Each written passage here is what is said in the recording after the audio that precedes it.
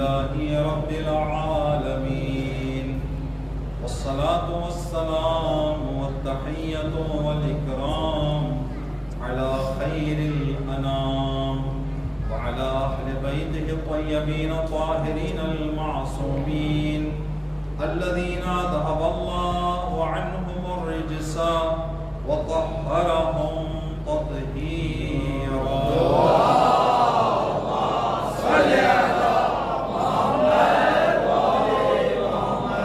اللهم وسر نبيك محمدا صلى الله عليه وآله برؤيته ومن تبعه على دعوته. اللهم لعن أول ظالم ظلم حق محمد وآل محمد وآخر تابع له على ذلك. اللهم لعن الإصابة التي جاهدت الحسين عليه السلام وشايعت وبايعت وتابعت على قتله. اللهم لعنهم جميعا. أما بعد، قال مولانا الصادق عليه السلام: يا فضيل أتجلسون وتتحدثون؟ قال: نعم يا مولاي. قال: إني أحب مجالسكم. صدق مولانا الصادق عليه السلام. صلوات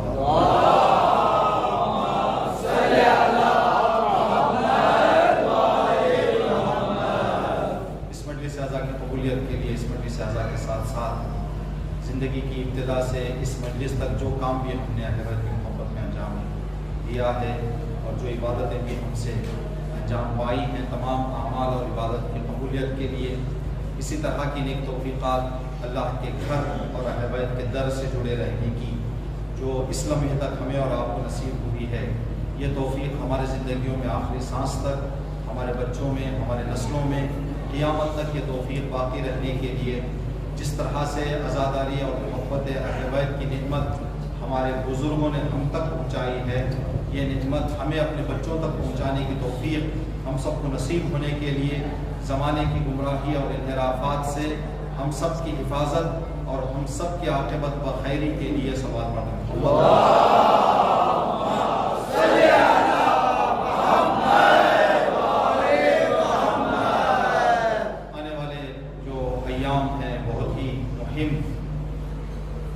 اہل بیت کی یاد میں جو دن گزرنے والے ہیں، آج اس کی استقبالیہ مجلس میں ہم تشریف رکھتے ہیں، تو آنے والے ایام میں بہتر سے بہتر، گزشتہ سالوں سے زیادہ ہم سب کو فائدہ اٹھانے کی توفیق اللہ کی طرف سے بحق شہادت امام حسین نصیب ہونے کے لیے اور اس عزاداری اور اس محرم کی قدر جانتے ہوئے اس سے استفادہ کرنے کی فکر اور تلاش ہم سب کو حاصل ہونے کے لیے دنیا میں جہاں کہیں پر بھی عاشقان امام حسین علیہ السلام زندگی کر رہے ہیں، سب کی جان مال عزت و آبرو کی حفاظت، سکون اور چین سے محرم اور سفر کے ایام گزرنے کے لیے ایک صلوات پڑھیں۔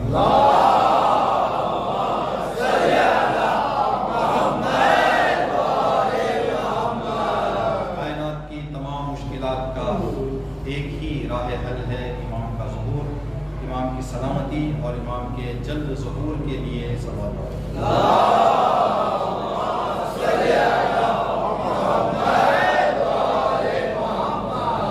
مجلس کا جو عنوان دیا گیا ہے وہ استقبال عزا کی مجلس ہے۔ انشاءاللہ اسی عنوان پر کچھ معروضات آپ کی خدمت میں عرض کرنے کی ہم تلاش اور کوشش کریں گے، اس امید کے ساتھ کہ جو باتیں ہم بتا رہے ہیں اور جو باتیں آپ سب سنیں گے، خداوند عالم سب سے پہلے ہمیں پھر آپ تمام کو عمل کرنے کی توفیق عطا فرمائے۔ ایک حدیث کو ہم نے شروع میں پڑھا، چھٹے امام امام جعفر صادق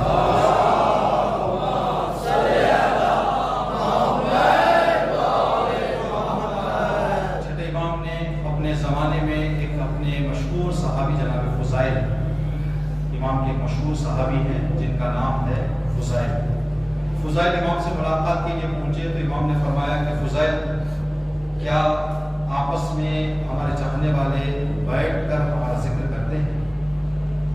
تجلسون و تتحدثون، بیٹھک کرتے ہو، مجلس منعقد کرتے ہو اور حدیث بیان کرتے ہو ہماری؟ حذیل نے کہا نعم یا مولا، ہاں مولا، ہم اپنے اپنے شہروں میں بیٹھتے ہیں، کچھ مومنین مختلف مناسبتوں میں، تاریخوں میں، اور آپ کا ذکر اتنا تم نے اعلان کر دیا، یہ بتا دیا کہ تم بیٹھا کرتے ہو اور مجلسیں منعقد کرتے ہو، یہ جان لو کہ ان مجلسوں کو ہم اہل بیت بہت پسند کرتے ہیں۔ انی محب مجالسکم، تمہاری مجلسوں کو، تمہاری بیٹھکوں کو، تمہارے نشستوں کو جو اس قسم کی ہوں، جہاں بیٹھ کر ہمارا تذکرہ کیا جائے، ہمارے حدیثوں کو بیان کیا جائے، ان کو ہم بہت چاہتے ہیں۔ پھر امام نے علت بتائی چاہنے کی کہ کیوں ہم چاہتے ہیں، لِأَنَّ ذَلِكَ يُحْيِي أَمْرَنَا، اس لیے کہ یہ مجلسیں ہمارے مقصد کو زندہ رکھتی ہیں۔ ٹھیک، ان مجلسوں سے ہمارا مقصد زندہ رہتا ہے۔ تو اس حدیث کے ذیل میں علماء بیان فرماتے ہیں، امام نے ہر مجلس کو پسند نہیں کیا، بلکہ فرمایا ہم ان مجلسوں کو پسند کرتے ہیں جن مجلسوں سے ہمارا مقصد، ہمارا ہدف، ہم نے جس چیز کے لیے شہادت پیش کی ہے، جس چیز کے لیے ظلم ہم نے سہا ہے، وہ زندہ ہو، وہ زندہ ہو۔ تو ہمیں اس بات کا دھیان رکھنا ہے کہ ہمارے مجلسوں میں یہ دیکھنا ہے کہ امر اہل بیت کیا ہے، کیا وہ زندہ ہو رہا ہے، کیا اس کی طرف ہماری توجہ ہو رہی ہے، کیا اس کی طرف ہمارا دھیان ہے۔ تو اس بات کی طرف دیکھیں، کچھ ایسی سادی باتیں ہیں جو ہم اکثر بتاتے ہیں، کچھ چیزیں ہیں جو ہمیں توجہ کرنا ہے، جلدی جلدی سے انشاءاللہ آپ حضرات کی توجہ کر رہے۔ ہمارے کچھ نعرے ہیں، ٹھیک، ہمارے کچھ نعرے ہیں۔ ایک نعرہ ہم لگاتے ہیں ہماری درسگاہ کربلا کربلا، ٹھیک۔ کبھی کبھی بیٹھ کر جوانوں سے مخصوصاً گزارش ہے کہ اماموں نے ہم کو جو دعوت دی ہے وہ دین سیکھنے کی کم دی ہے، دین سمجھنے کی زیادہ دی۔ قرآن کریم میں آپ کو تعالیٰ فرمائے، قرآن کی آیتوں کو اگر ہم دیکھیں تو اللہ نے 4 مرتبہ قرآن میں، 4 آیتوں میں قرآن پڑھنے کا حکم دیا۔ فَقْرَؤُوا مَا تَيَسَّرَ مِنَ الْقُرْآنِ، جتنا تمہارے سے ہو سکے پڑھا کرو۔ ایک آیت پڑھ سکتے ہو دن میں، ایک آیت جتنا تمہیں ہو۔ فَإِذَا قُرِئَ الْقُرْآنُ فَاسْتَمِعُوا لَهُ وَأَنصِتُوا، جب قرآن کہیں پڑھا جا رہا ہے غور سے سنو اور خاموش بیٹھو، خاموش بیٹھو اور غور سے سنو۔ تو یہ قرآن پڑھنے کے بارے میں اللہ نے 4 آیتوں میں فرمایا، قرآن کو سمجھنے کے بارے میں 80 آیتوں میں فرمایا۔ افلا یعقلون افلا یتدبرون، کیا ہو گیا تمہیں، کیوں غور نہیں کرتے، کیوں فکر نہیں کرتے، کیوں عقل سے کام نہیں لیتے؟ سوچو آیتوں پر، غور کرو آیتوں پر، دقت کرو آیتوں پر، سمجھنے کی کوشش کرو آیتوں کو۔ تو قرآن، ہم 2 طرح کے قرآن کے ماننے والے ہیں، یہ قرآن ناطق، یہ قرآن ثابت، ایک خاموش قرآن جو کاغذات میں ہے، ایک بولتا قرآن جو 14 معصومین کی ذاتیں ہیں۔ تو قرآن نے کہا کہ جو میرے قانون ہیں وہاں کے قانون بھی وہی ہیں، مجھے پڑھو کم سمجھو زیادہ، اہل بیت کو بھی ذکر تم کرو لیکن سمجھنے کی کوشش زیادہ کرو، جتنا درجہ۔ تو اگر ہم پرسنٹیج میں لائیں 4 مرتبہ اور 80 مرتبہ، تو ہم دیکھیں گے کہ 10-19 گنا زیادہ اللہ نے سمجھنے کو کہا ہے۔ تو قرآن کہہ رہا ہے قرآن کو 1% پڑھو، 19% زیادہ کیا کرنے کی کوشش کرو، 19 گنا زیادہ سمجھنے کو۔ اہل بیت بھی یہی ہے، اہل بیت کا ذکر ہم کو جتنا کرتے ہیں اس کے 19 گنا زیادہ اہل بیت کو سمجھنے کی کوشش کر رہا ہے، سمجھنے کی۔ تو جو جملہ ہم جو نعرہ لگاتا ہے ہماری درس کا، تو کبھی کبھی ہمارے جو نعرے ہیں، یہ بھی جو چیزیں ہیں، ان پر کبھی دقت کریں۔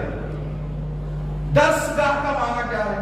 ہم اعلان کر رہے ہیں، ہم نعرہ لگا رہے ہیں، ہے ہماری درس گاہ، کیا درسگاہ کا معنی؟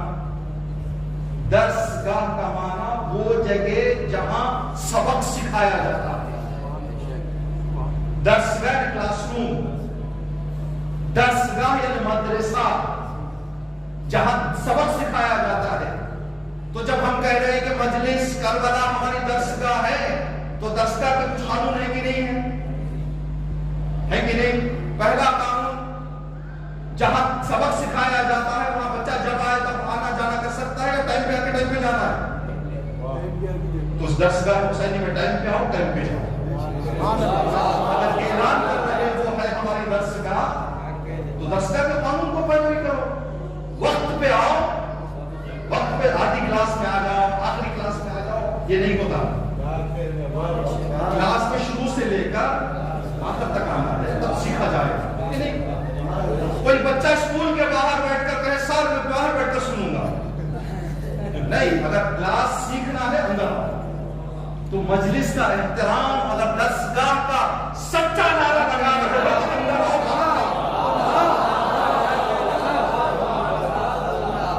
اندر آؤ، باہر نہیں. اس لیے درسگاہ کا علاقہ ہے ہماری درسگاہ، اندر آؤ بھائی، باہر بیٹھ کے نہیں کسی کا جاتا. ٹھیک. اس کے بعد کوئی کلاس روم میں بیٹھ کر کوئی ایسا کام کرے جس سے کلاس ڈسٹرب ہو جائے، موبائل یوز کرے، ایسے چیزیں تو ٹیچر وارننگ دیں گے کہ بھائی یہ کام نہ کرو، تم آئے سیکھنے کے لیے. تو درسگاہ حسینی کا قانون ہے کہ جب آؤ تو سب دنیا کو چھوڑ کر حسین کا نام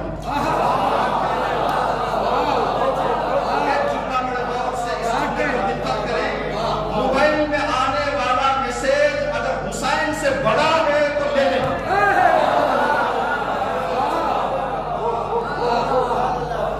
میسج گھر جا کر بھی پڑھا جا سکتا ہے. جو درس کی مجلس کے درمیان کی جو برکتیں اور فضیلتیں ہیں، فضیلتیں پھر ملنے والی نہیں ہے. درسگاہ تو درسگاہ کا ایک اور اصول ہے، سبق جہاں پڑھایا جاتا ہے وہاں ہوم ورک بھی دیا جاتا ہے. کوئی اسکول آپ کو ایسے نہیں ملے گی جو بغیر ہوم ورک کے ہو. تو درسگاہ حسینی کا ہوم ورک کیا ہے؟ ٹھیک. جو چیزیں ہم یہاں پر سنتے ہیں، یہاں اشارے دیے جاتے ہیں، ان اشاروں کو پھیلا کر بات کا سمجھنا یہ ہمارا کام ہے. اس کے علاوہ ہمارا ہوم ورک کیا ہے؟ یہ مثال ہم دے چکے ہیں پہلے، شاید آپ تک پہنچی ہو تو سنیں، اگر نہیں تو انشاءاللہ تو جنہوں نے نہیں سنا ہے، ہاسپٹل جائیں ہم. ہاسپٹل جانے کے بعد ڈاکٹر صاحب سے کہیں کہ ڈاکٹر صاحب مجھے فلاں بیماری ہو گئی ہے.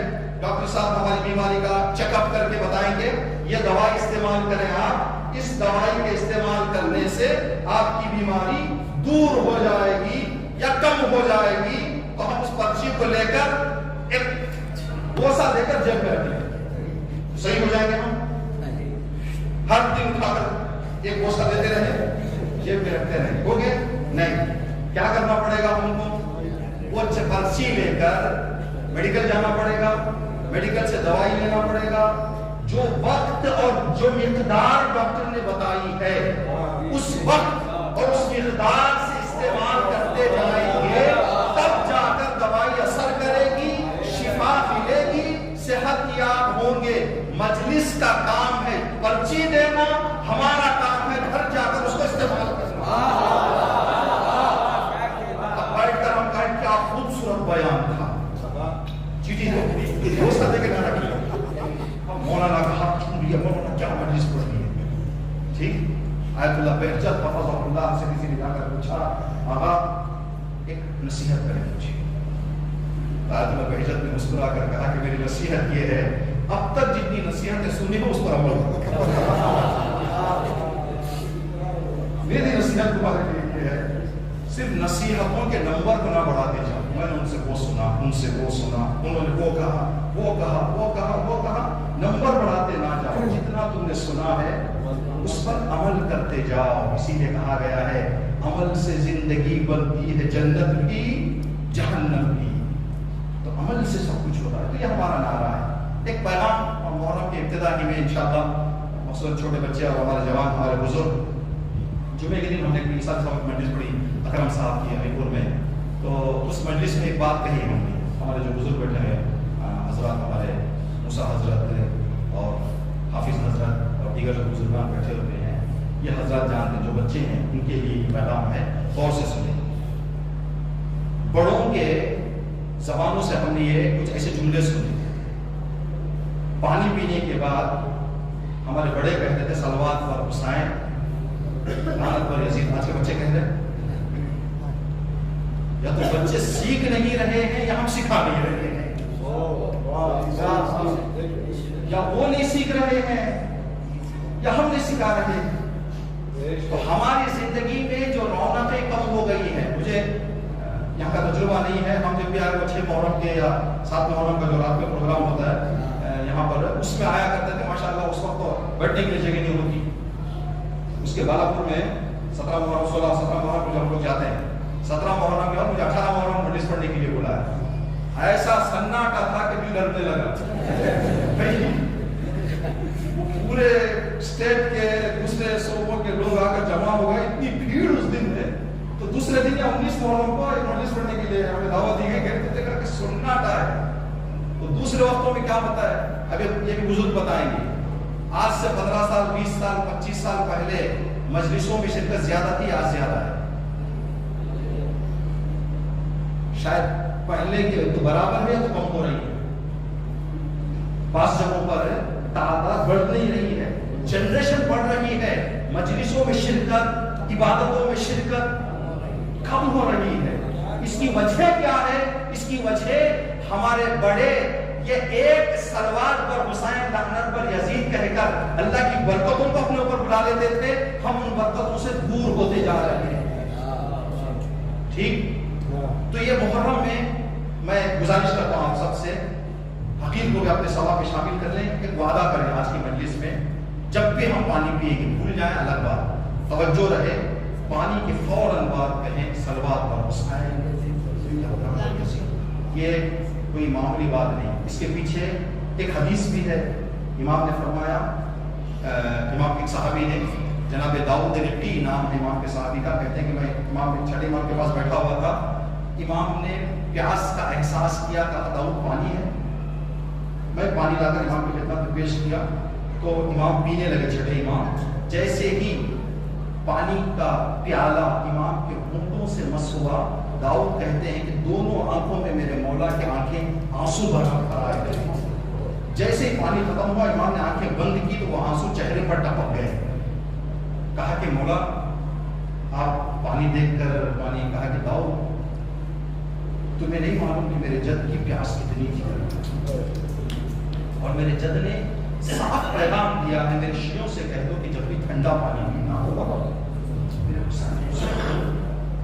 میرے مولا نے کہا ہے، پھر کہا داؤد جو بھی پانی پیے اور میرے حسین کو یاد کرے اور حسین کے قاتل پر لعنت کرے، ان کے گناہوں کو بخشانے کی ذمہ داری میں نے لیا، 70,000 نیکیاں اس کو میں دلاؤں گا، 70,000 درجے اس کے بنیں گے، 70,000 غلاموں کو آزاد کرنے کا ثواب اس کو ملے گا۔ کیا کہنے سے کیا جاتا ہے، کتنی وقت کتنی طاقت لگ جائے گی، صلوات پر حسین، یزید پر لعنت۔ ہم ماہ مبارک رمضان میں ملیشیا گئے تھے، ملیشیا میں ایک اسلامک کلچر میوزیم تھا، وہاں پر گئے دیکھنے کے لیے ارادے سے، تو وہاں میوزیم میں جو چیزیں ہوتی ہیں، ایک پلیٹ ہم نے دیکھی، ہمارے یوٹیوب چینل پہ ہم نے اس کو اپلوڈ کیا ہے، آپ دیکھ سکتے ہیں، ایک پلیٹ ہم نے دیکھی، اس پلیٹ پہ فارسی میں ایک شعر لکھا ہوا ہے، وہ میوزیم میں کیا ہوتا ہے، یہ پلیٹ کس نے بنائی، کب بنائی، وہ پورا لکھا رہتا ہے نا، تو تقریباً 105 سال پرانی پلیٹ ہے، جو بادشاہ کو تحفے میں ایک آدمی نے دی ہے۔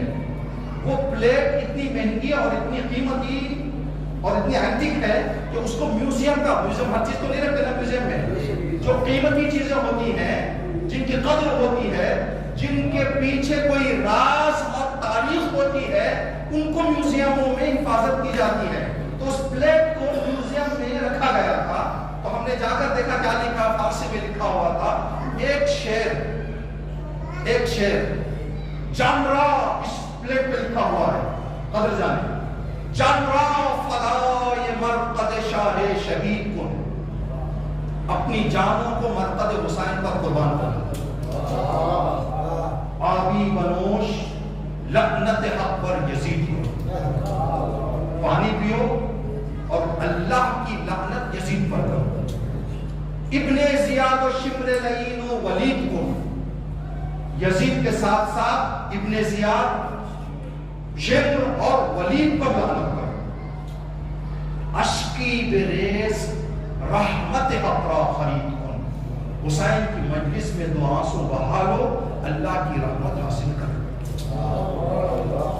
105 سال پرانی پلیٹ میں اور چاروں طرف السلام علیکہ یا ابا عبداللہ لکھا ہوا، یہ ایک ٹھیک۔ تو انشاءاللہ یہ فقیر کا ایک مشورہ کہ پانی پئیں تو برکتوں کو محرم امام حسین کے ساتھ رکھنا، اس کے بعد ہمیشہ کے لیے کنٹینیو کریں۔ امام حسین جیسے آپ بولنا چاہتے ہیں ویسے امام کو سلام اور امام کے قاتل پر لعنت، ٹھیک۔ انشاءاللہ یہ عمل کی توفیق ہم سب کو حاصل ہو، سب بات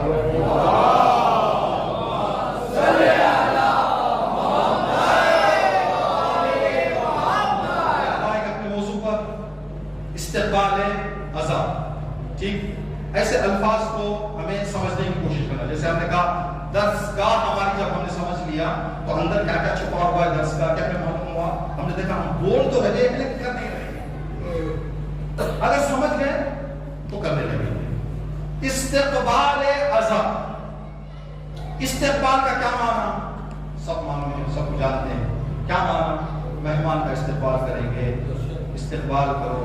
استقبال کا کیا معنی، کسی کو خوش آمدید کہنا، کسی کو ویلکم کرنا، کسی کی راہ دیکھنا، کسی کی عزت سے مقام کسی کو دینا، اس کو کہتے ہیں استقبال، ٹھیک۔ خوش آمدید، ویلکم، ہم آپ کے انتظار میں ہیں، ہم آپ کو دیکھ کر خوش ہو جائیں گے، آپ کے آنے کا ہم لمحے لمحے انتظار کر رہے ہیں۔ ان باتوں کا معنی ہے استقبال۔ تو کس چیز کا استقبال ہے؟ استقبال عزا۔ عزا کا کیا معنی؟ عزا کا کیا معنی؟ عزا یعنی غم، عزا یعنی دکھ، عزا یعنی ڈر، عزا یعنی مصیبت، عزا یعنی تکلیف، ٹھیک۔ تو کیا استقبال عزا، غم کا استقبال، غم کو ویلکم، غم کو خوش آمدید، غم کو بلا رہے ہیں، غم کا انتظار کر رہے ہیں۔ دنیا سے کہیں ہم یہ کون سی مجلس ہے بھائی استقبال عزا کی، وہ بھی سوچے گا کہ یہ کون لوگ ہیں جو عزا کا استقبال کر رہے ہیں۔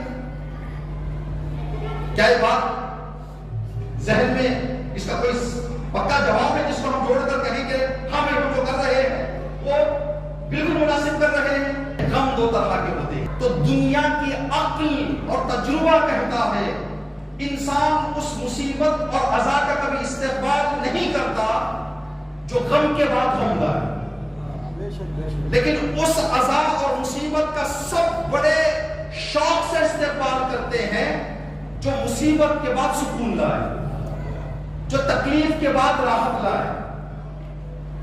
کون سی مولانا مثال دیں کیسے وہ کون سی مصیبت ہے جس کے بعد بچے ایگزام جب دیتے ہیں تو ایگزام کی تیاری کرنا سخت ہے یا آسان ہے؟ راتوں جاگنا پڑتا ہے، ٹھیک، لیکن یہ سختی برداشت کرنے کے بعد رزلٹ جب آ جائے گا تو ساری سختی کی انسان نے جو تکلیف اٹھائی ہے اس نتیجے کی وجہ سے، اس نتیجے کے خاطر یہ تکلیف سہنا دنیا کہتے کہ سہنا چاہیے۔ تم مصیبت اٹھاؤ گے تب کامیاب ہوگے۔ تو یہ وہ مصیبت ہے جس کو انسان جیسا چاہیے ویسا کر لے تو سکون مل جائے گا۔ خدا جتنی مائیں جن کی گودیاں خالی ان کی گودیوں کا آباد فرمائے، ماں کا 9 مہینے کا جو دور گزرتا ہے وہ سکون سے گزرتا ہے یا تکلیف میں؟ جن ماؤں کو اللہ نے اولاد عطا نہیں کی وہ رو رو کر دعا کر رہے ہیں، ان سے کہیں کہ مومنہ معظمہ آپ کو یہ جو دعا کر رہے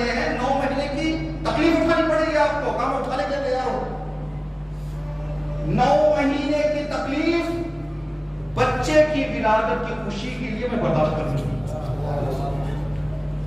خدا نہ کرے کوئی بیمار ہو جائے، ڈاکٹر کہے کہ آپریشن کرنا ہے، پورے گھر والے لے کے جاتے ہیں، خود آدمی جاتا ہے، بھائی پیر کاٹنا ہے آپ کا، چھری چلا گئے آپ پر، آپ کا بدن کاٹا جا رہا ہے، برداشت کر لوں گا. کیوں؟ راحت مل جائے گی مجھے. اس تکلیف کو، اس راحت کے لیے برداشت. تو دنیا کا قانون بتاتا ہے وہ غم کبھی استقبال کے قابل نہیں جس کے بعد غم ہو. وہ غم کا استقبال کیا جاتا ہے جس کے بعد راحت ہو. یہ مجلسوں کا استقبال ہم اس لیے کر رہے ہیں کہ یہ وہ غم ہے جو انسان کو سکون دیتا ہے. یہ وہ غم ہے جو انسان کو راحت دیتا ہے. کتنے ایسے لوگ جو محرم سے پہلے شاید کچھ ان کی زندگی کا طور طریقہ الگ تھا، امام حسین اور مجلسوں کے احترام میں اپنے طریقے کو بدل لیتے ہیں. گھر والے 2 مہینے سکون سے.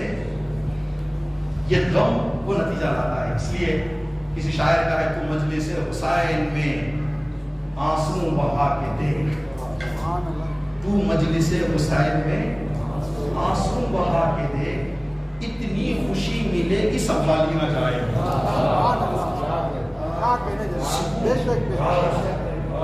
عزا کا استقبال ہم اس لیے کر رہے ہیں کہ یہ عزا ہم کو راحت دیتی ہے، یہ عزا ہم کو سکون دیتی ہے. یہ عزا بہت ساری چیزیں ہمارے زندگی میں رحمتیں لے کر آتی ہے جس کے نتیجے ہم اس کا استقبال کر رہے ہیں.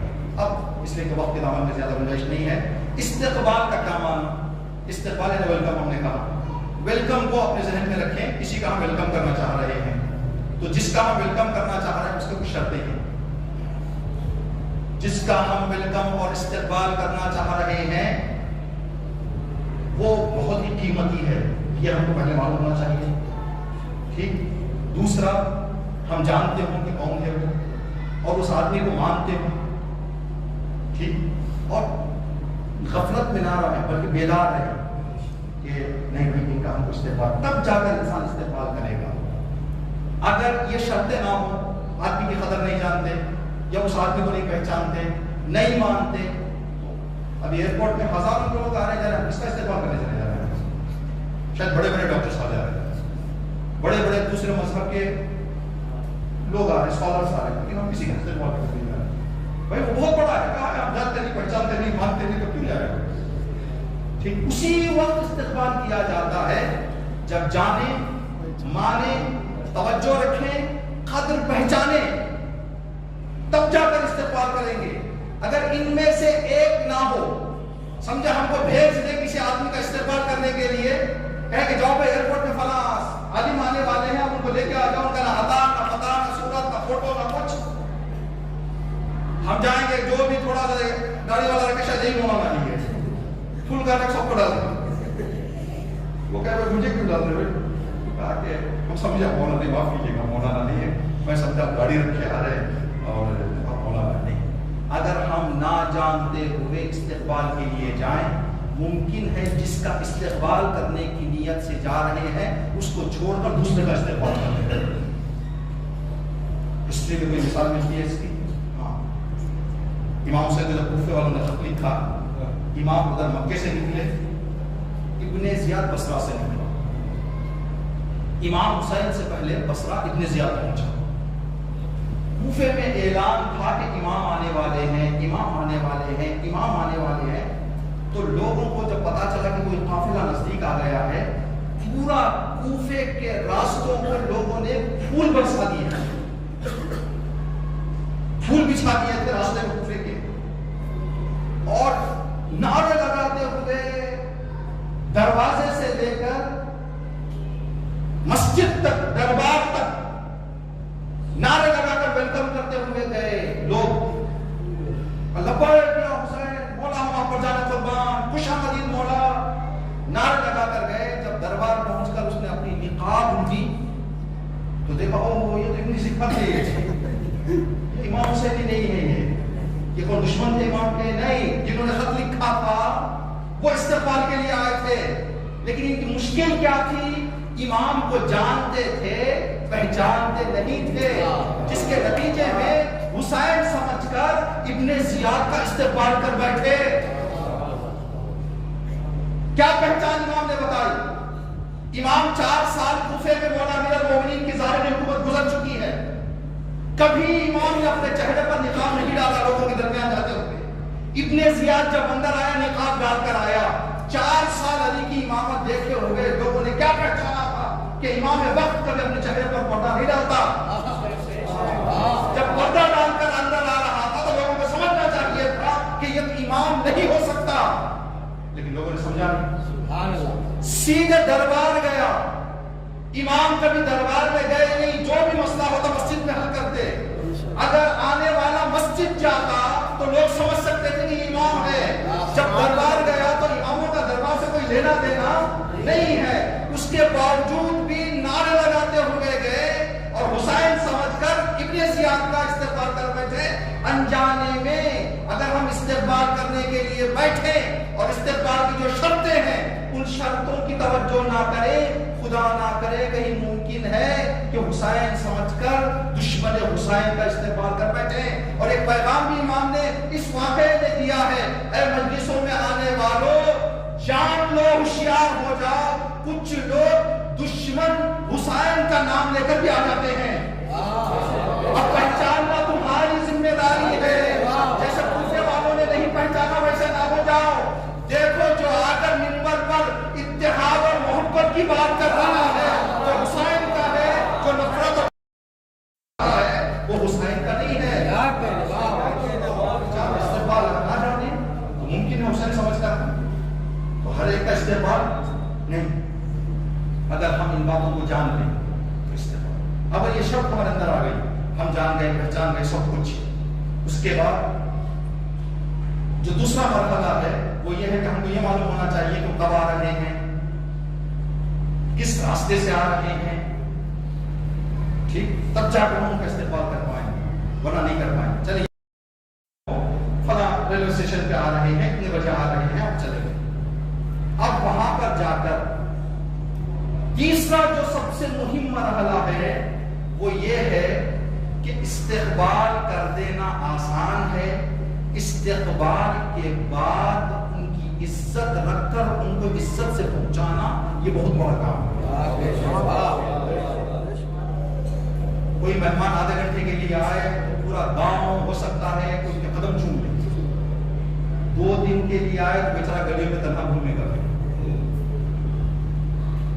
ٹھیک، اگر 8 دن کے لیے آئے پھر کوئی پرسانے حال ہی نہیں ہے اس کا۔ اگر 1 مہینے کے لیے آ جائے جس کا ہم استقبال کر رہے ہیں، کتنے دنوں کے لیے آ رہے ہیں، 1 دن کے لیے، 2 دن کے لیے، 2 مہینے کے لیے نہیں، قیامت تک کے لیے حسین ہے۔ تو یہ سمجھ کر ہم استقبال کرنا ہے کہ ہم جس کا استقبال کر رہے ہیں ہماری آخری سانس تک اس کی عزت رکھنا ہم پر واجب ہے۔ کہیں ایسے نہ ہو کہ اس کی بے احترامی ہو جائے، اس کا حق کہیں ضائع ہو جائے۔ یہ جملہ 1-2 سال پہلے ہم نے کہا تھا، یہ بھی آپ کی خدمت میں گزارش ہے، انشاءاللہ مسائل رکھتے مسائل اسی سے ہم جوڑ دیں گے۔ دیکھیں ہم لوگ دنیا کو جو دیکھتے ہیں، دنیا میں پولیس کا یونیفارم ہوتا ہے، ٹھیک ہے، پولیس کا یونیفارم، اگر کوئی ٹریفک پولیس یونیفارم پہن کے سگنل توڑ تو دیکھنے والے کیا کہیں گے؟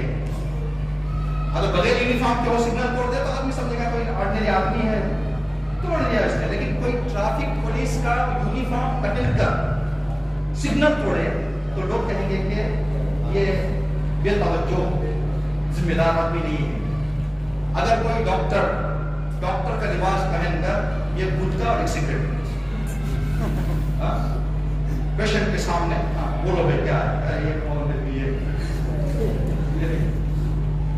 تو ڈاکٹر کا لباس پہنے بغیر چلتا ہے، بہت سارے لوگ استعمال کر رہے ہیں، شاید یہ نہیں۔ تو یونیفارم جب پہن لیا جاتا ہے تو یونیفارم کا بھرم رکھنا، محرم کا چاند دیکھ کر جب بھی آپ کالا کپڑا پہنے یہ سوچ کر پہنے میں حسینیت کا یونیفارم پہن رہا ہوں. جب حسینیت کا یونیفارم پہن لیں تو حسینیت کے بھرم کو باقی رکھنا ہم سب پر نصیب ہے. کہیں ایسے نہ ہو کالا کپڑا پہن کر کوئی ایسے میدان میں ہم نظر آ جائیں جس میدان میں کوئی کہہ دے یہ کون ہے, یہ کام. اگر ان کاموں کو ہم کرتے ہوئے جائیں گے تو امام نے جو فرمایا ایسی مجلسوں کو میں پسند کرتا ہوں, ایسی مجلسوں کو میں چاہتا ہوں. دیکھیں روز قیامت ہم ہوں, ہماری عبادتیں ہوں, ہمارے دوسرے کام ہوں. ابھی کچھ دن پہلے ہمارا اپنے دعائے عرفہ پڑھی. دعائے عرفہ میں ایک جملہ ہے, پروردگار میں وہ ہوں جس کی نیکیوں میں برائیوں کی بو آتی ہے. میری نیکیوں میں برائیوں کی شباہت لگتی ہے تو میری برائیوں کا کیا حال؟ کیسے؟ آپ اپنے دل سے, ہر بندہ اپنے دل سے پوچھے میں نے جتنے مجلسیں شرکت کی خدا کے لیے اور امام حسین کے لیے کتنی مجلسیں میں شرکت کی, اور کتنی مجلسیں دوسرے ملازموں کے لیے شرکت کی. مجلس میں تو آ گئے, لیکن خدا نہ کرے اگر کسی اور ملاحظے سے ہم آئے ہوئے ہیں, کوئی اور خیال سے آئے ہوئے ہیں, تو بیٹھے ہیں نیک جگہ پر, لیکن وہ کون سے آ رہی ہے؟ مطلب کی یا ریاکاری کی.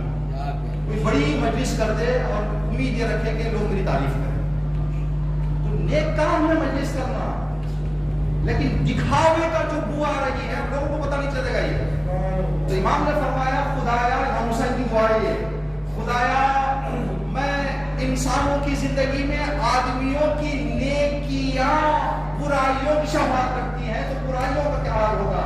بس ہماری ایک ایسی نیکی ہے جس کے اندر برائی کا کوئی شباہت نہیں ہے, وہ ہے جب ہم آنسو بہانا شروع کرتے ہیں. آنسو ہم حسین کے غم کو ذہن میں تصور کر کے آنسو بہاتے ہیں. یہ وہ آنسو ہیں جو آنسو قیامت کے دن, دیکھیں ان مجلسوں میں جب بھی موقع ملے آ جائے, وقت جب بھی مل جائے. شیخ عباس امی ایک بہت بڑے عالم گزرے ہیں, جب ان کا انتقال ہو گیا ان کی خصوصیت یہ تھی وہ بیان کیا مجلس میں پڑھا کرتے تھے. جب ان کا انتقال, بہت ہی بڑے پیمانے کے عالم تھے قم میں, جب ان کا انتقال ہو گیا تو ان کے بیٹے کے خواب میں وہ آئے. جب آئے تو انہوں نے پوچھا بیٹے نے باپ سے کہ بابا آپ نے جو امام حسین علیہ السلام کی اتنی زیادہ مجلسیں پڑھی ہیں اس صلہ آپ کو ملا, اس صلہ آپ کو ملا؟ تو شیخ عباس امی خواب میں بیٹے کے دھاڑے مار مار کر رونے لگے. بیٹے نے سوچا کہ شاید میں نے سوال غلط کر لیا اپنے بابا سے. کہا بابا کیا وجہ ہے, کیوں آپ گریا فرما رہے ہیں؟ کہا بیٹا تو پوچھ رہا ہے مجھ سے کہ کیا ملا؟ قبر میں ہر دن میرا حسین آ رہا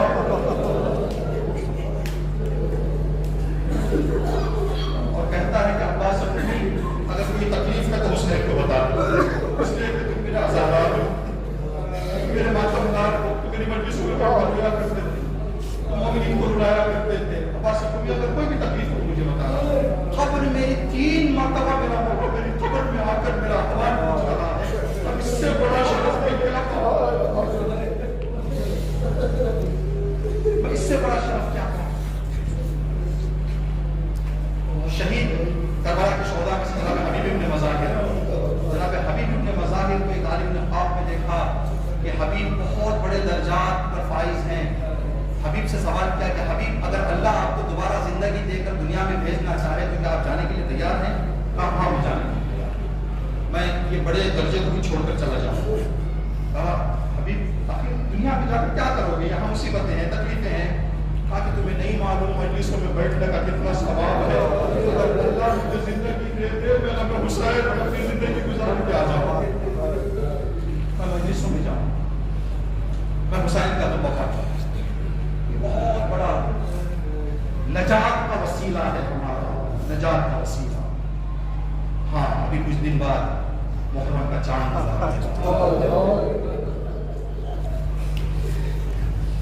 یہ وہ چاند ہے.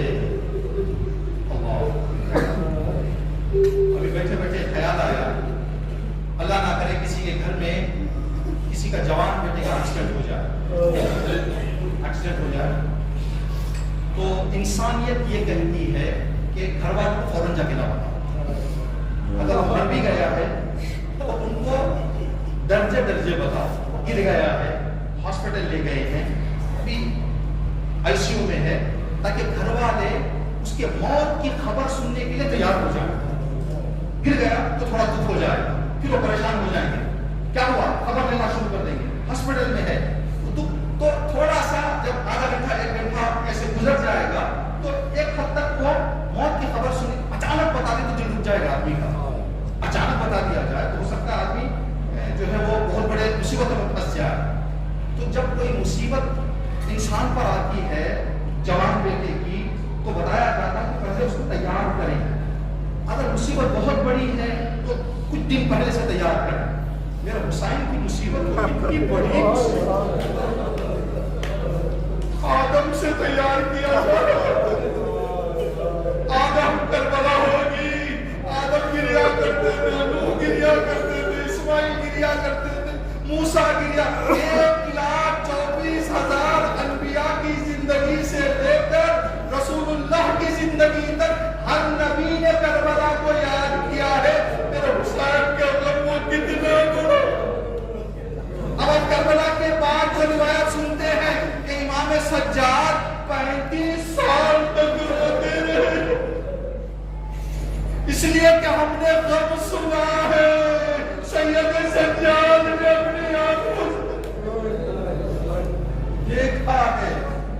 دیکھا ہے. تو ابھی محرم کا چاند, بس آخری واقعہ اپنی خدمت تمام.